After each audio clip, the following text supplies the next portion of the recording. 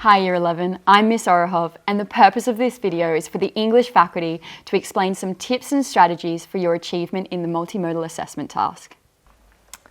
So this assessment task is intended to develop and assess your skills in creative representation and also how film techniques are used to shape meaning.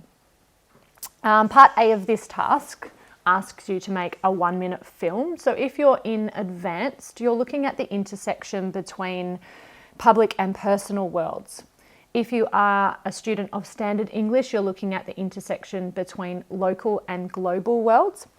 And both cohorts need to look at a character who has a significant dilemma or problem.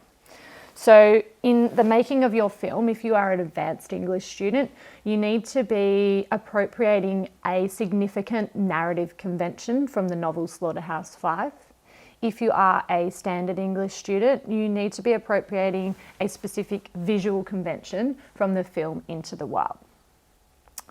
Part B asks you to compare the use of your chosen convention with how it's used in the prescribed text, so Slaughterhouse-Five or Into the World, with how you've used it in your own film. In Part A, a successful 1-minute film will have an engaging visual metaphor through which you are exploring your assessment question. So layers of symbolic meaning, crafting of motif, and thinking beyond a cliched or a literal approach to the question are really key to success in this part of the task.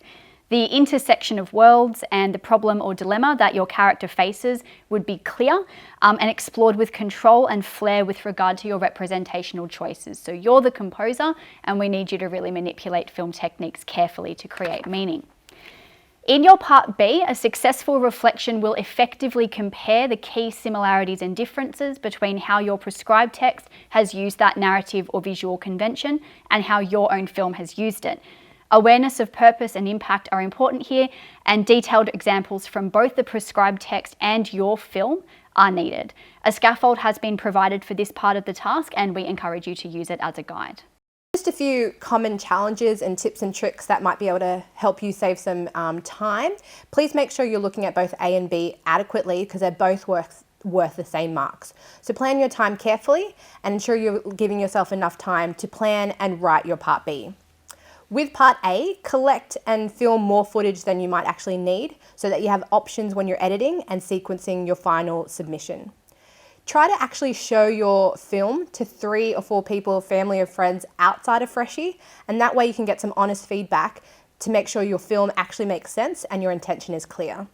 You should also include your teacher in clarifying what you need to do for your film and make sure you get that feedback. We're looking forward to seeing your creative skills displayed in this video making process. We hope this video was helpful.